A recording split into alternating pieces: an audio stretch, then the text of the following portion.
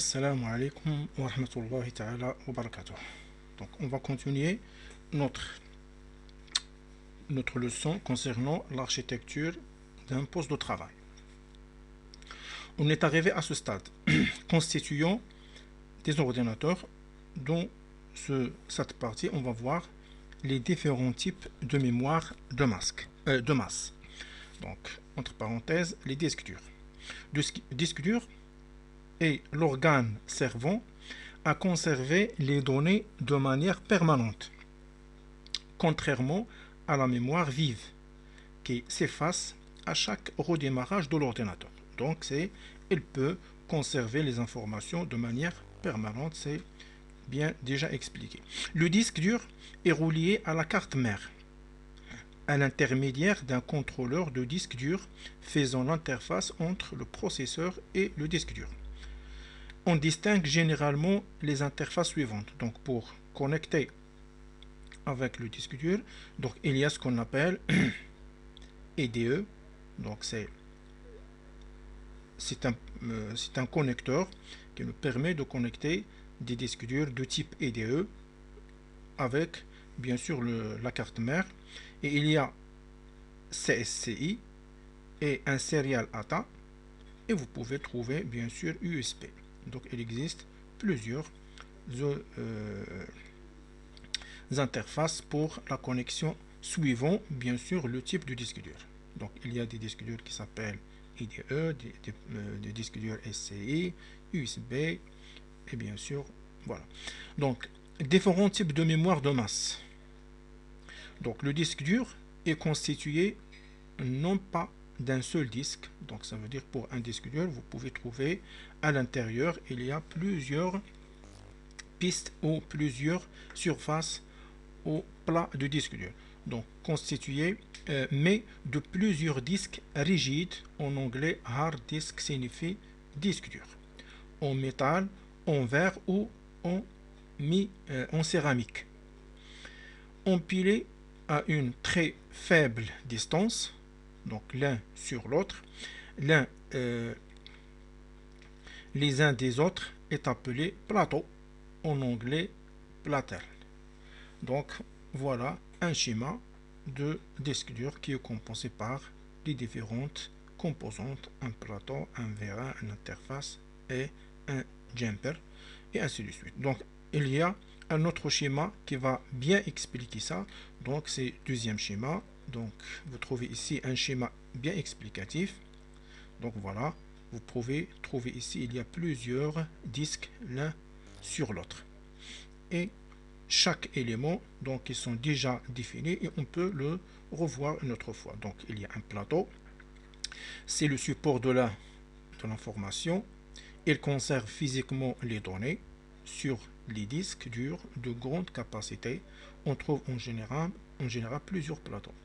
Tête de lecteur, c'est permet de lire l'écriture de données. Bloc de données, les données d'un disque dur sont contenues. Bloc de bits, dipôle magnétique, un bloc par piste par secteur. Donc on va voir un schéma très explicatif. Et les pistes, donc ça veut dire un autre disque dur, il est composé par des pistes et des secteurs. Donc voilà, ces zones concentriques sur lesquelles figurent les données d'un fichier. Et un secteur division logique d'une piste. Un cylindre est formé de l'ensemble des pistes, donc piste et secteur, elles vont nous donner un cylindre. Et voilà un schéma explicatif qui va nous donner, voilà, plusieurs pistes. Donc ça, ce sont des secteurs sous forme d'un entourage, des cercles, et les pistes, voilà, ici. Donc les têtes commencent à inscrire des données à la périphérie du disque, piste 0. Donc voilà, c'est le piste 0.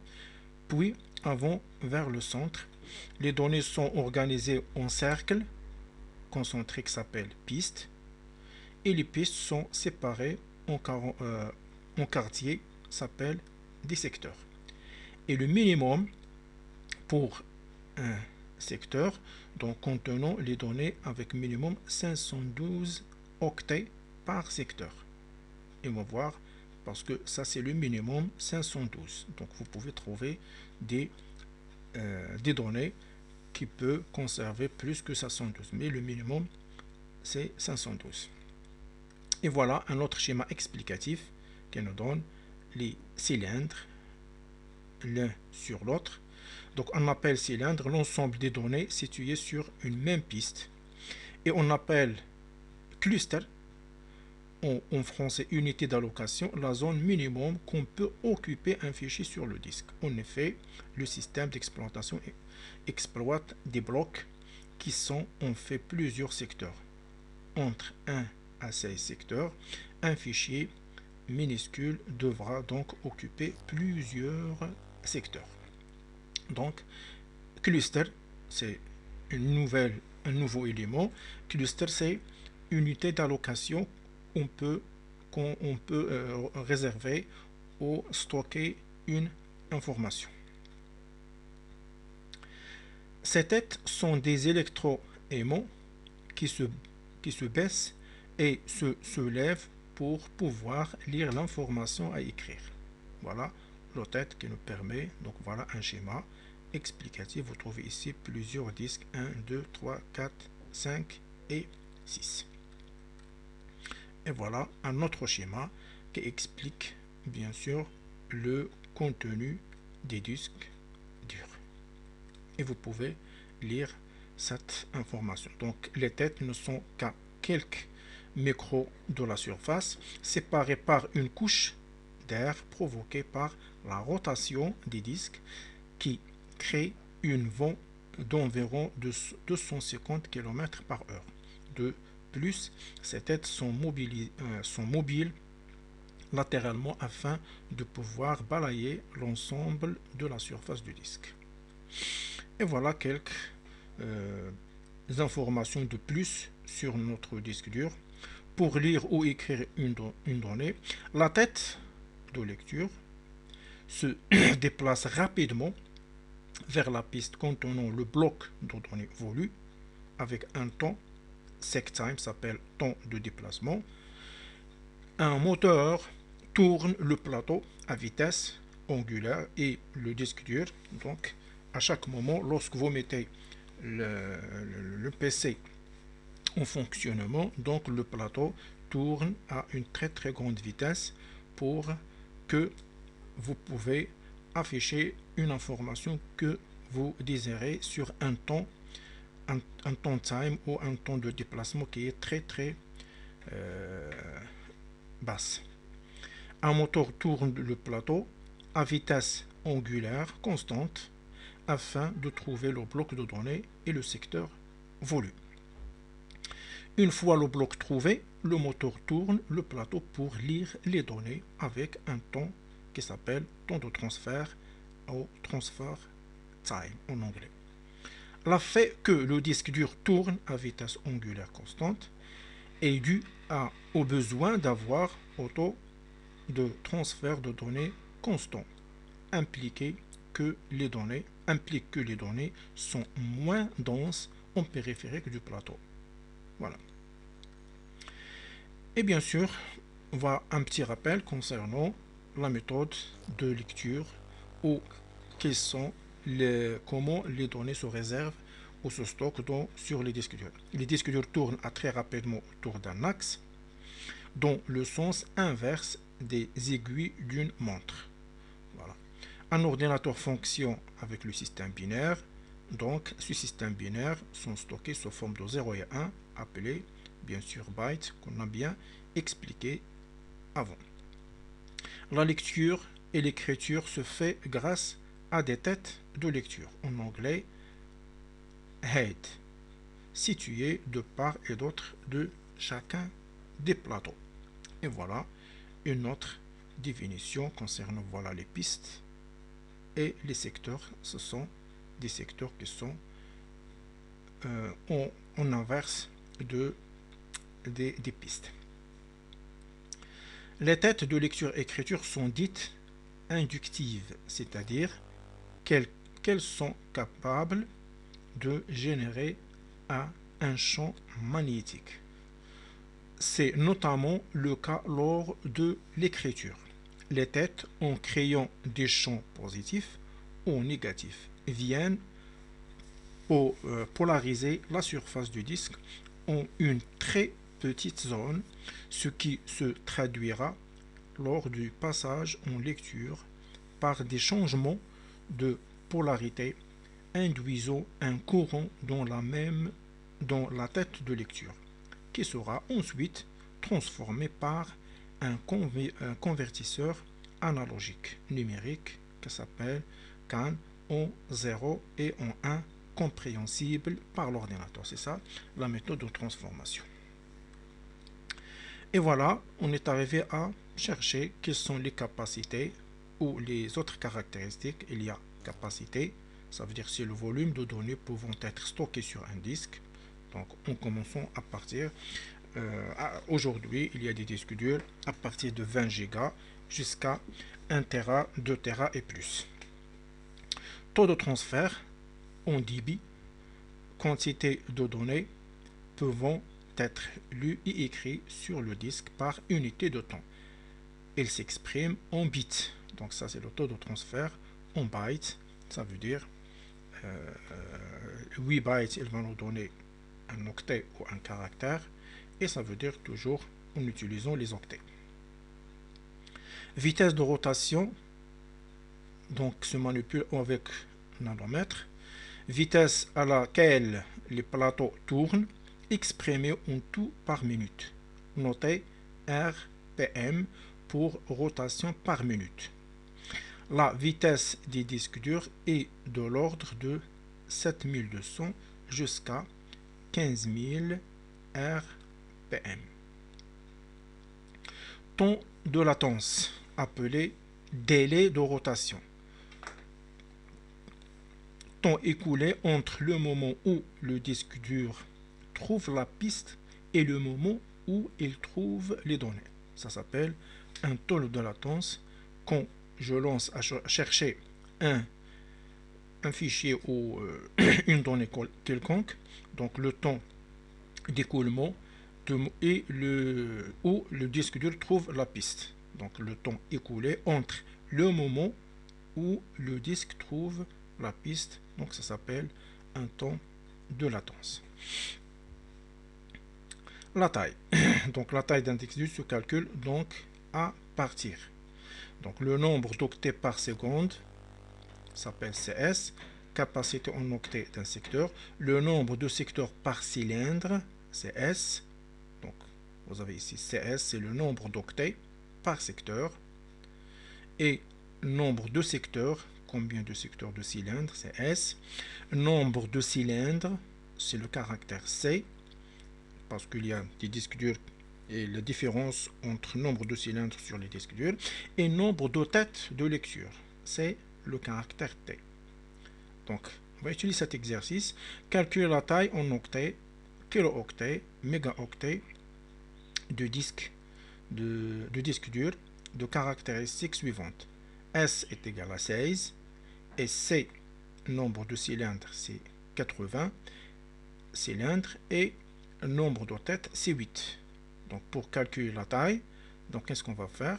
On va multiplier 16 fois 80 fois 8 et à ne pas oublier le nombre de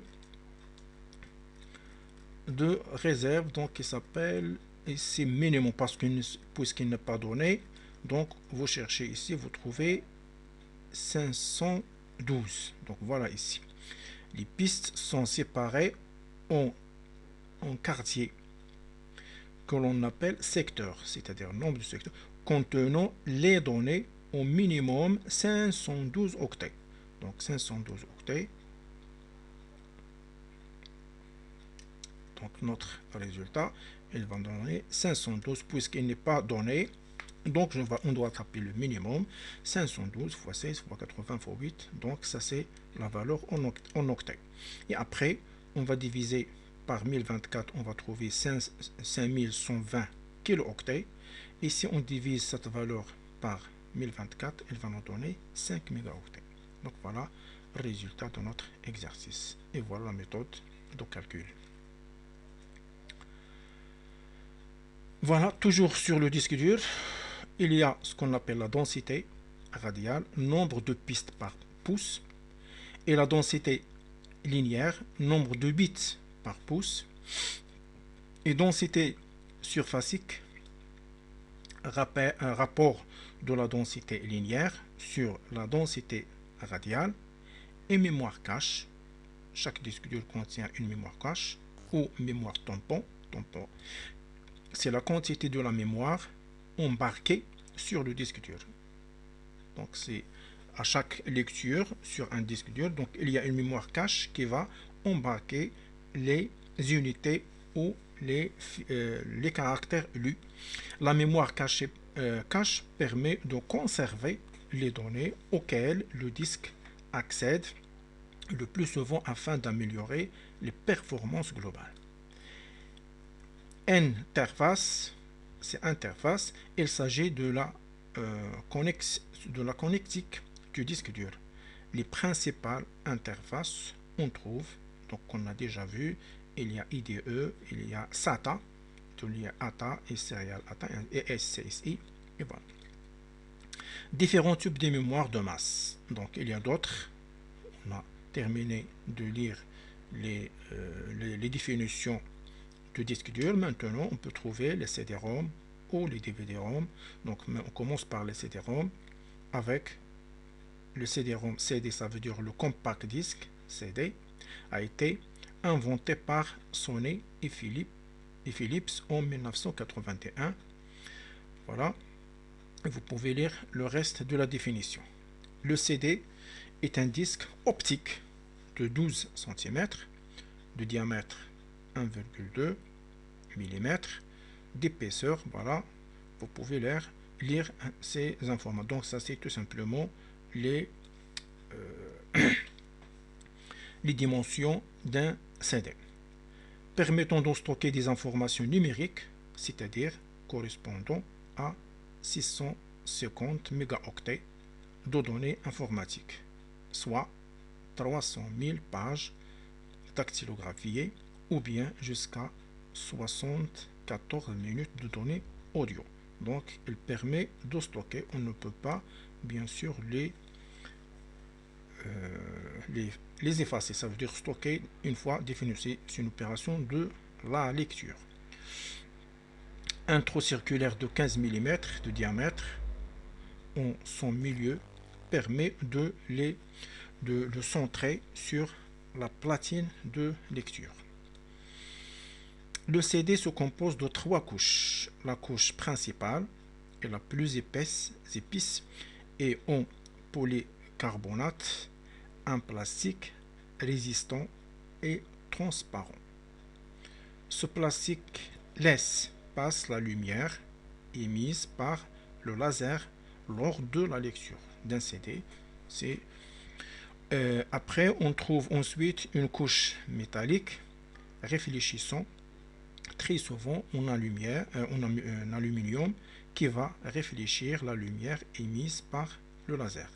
Il y a par-dessus tout ça une couche de vernis protecteur qui vient protéger le métal à l'agression des ultraviolets. Et par-dessus le tout, on trouve la surface imprimée qui sert à habiller le disque bien sûr CD-ROM. Et voilà le schéma de notre disque. Donc vous trouvez ici 4 éléments: face imprimée, donc galette de polycarbonate, et après couche métallique, couche de vernis et face imprimée, c'est la dernière. Lors de la lecture d'un CD, le faisceau laser traverse la couche de polycarbonate et rencontre ou non un creux. Le faisceau est ensuite réfléchi par la couche métallique et après le passage d'un creux à une bosse ou d'une bosse à un creux représente 1 dans la langue binaire. Le reste représente bien sûr 0 comme la lecture sur les disques durs. La longueur du motif qui suit, qu'il soit bosse ou creux, donne la longueur d'un nombre de zéros situé après.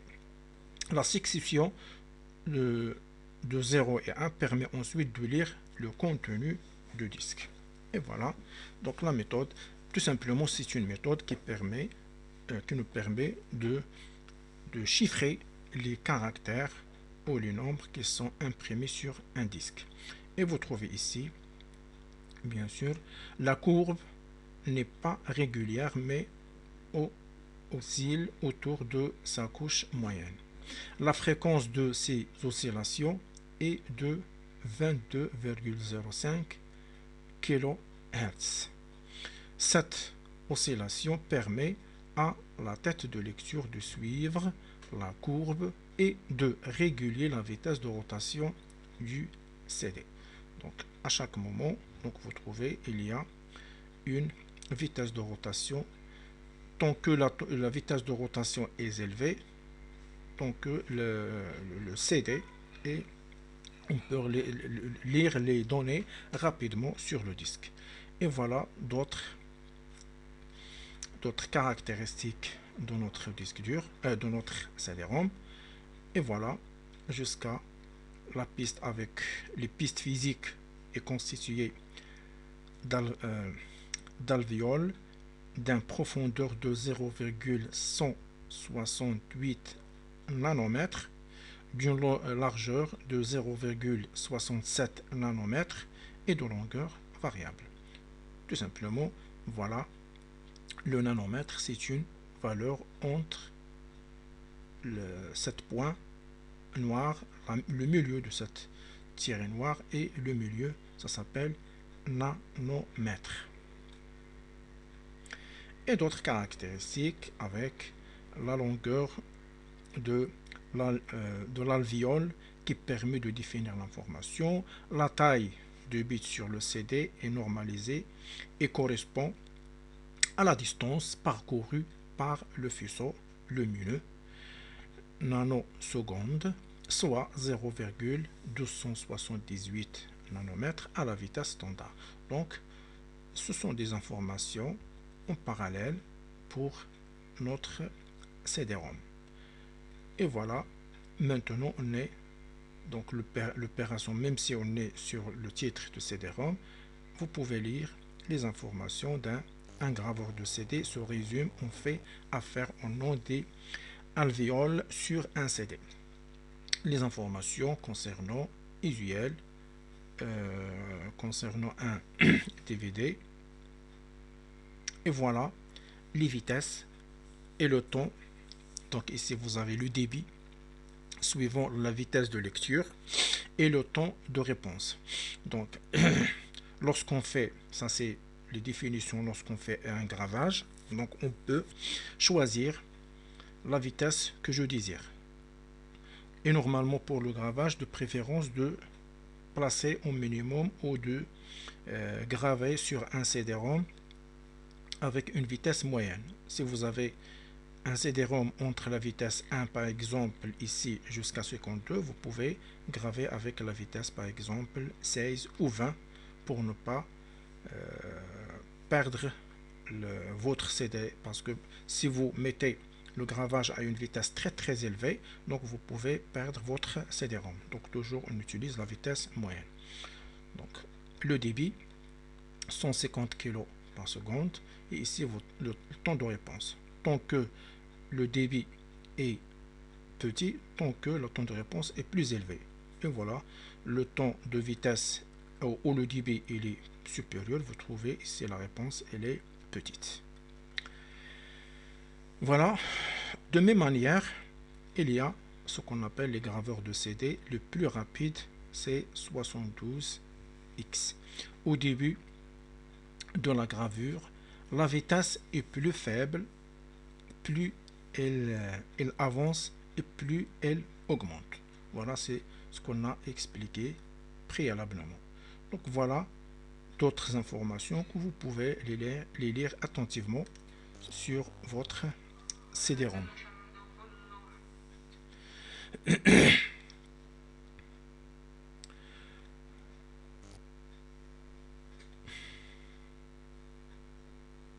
Donc toujours, on est sur les définitions. Donc vous pouvez arrêter le vidéo pour lire ces informations sur notre CD-ROM. Et maintenant, on est arrivé à la partie d'un fichier ou d'un CD rewritable qu'on va la voir par la suite. Wassalamu alaikum wa rahmatullahi wa barakatuh.